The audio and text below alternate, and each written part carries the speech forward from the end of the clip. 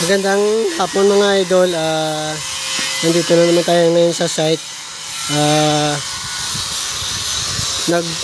Magre-restore tayo ng grills ni sir.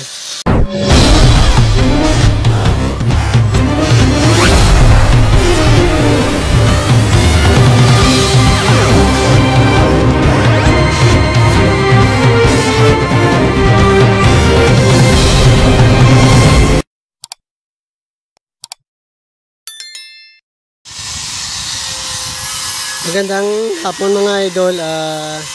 Nandito na naman tayo ngayon sa site. Magre-restore tayo ng grills ni sir. Ayan. So ang dapat nyo gawin dito, sana papalitan. Kaso lang sabi ko kay sir, sayang sir, kasi pag binaklas natin hindi na magagamit. So ang gagawin na lang natin, hahasain natin, saka papalitan yung design nito. Make-over natin. Kaysa sa baklasin lang naman ng may-ari, tapos ikakalakal, so sayang lang yung pera. So magagamit pa naman natin.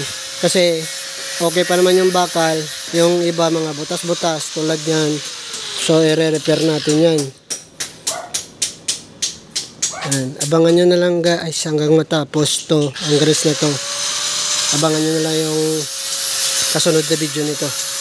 Yan, bali pinapabaping ko muna kay Ariel, matanggal yung pintura at saka yung mga damage na kalawang, yung mga butas-butas makikita para ma-repair natin.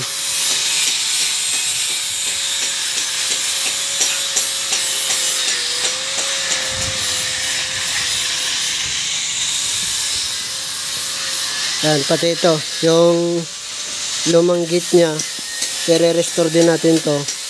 So papalitan natin ng sliding gate dito. Yan, magawin natin ng sliding gate yan. I can swear, I can joke, I see what's on my mind. If I drink, if I smoke, I keep up with the guys, and you see me holding up my middle finger to the world. Fuck your ribbons and your pearls, 'cause I'm not just a pretty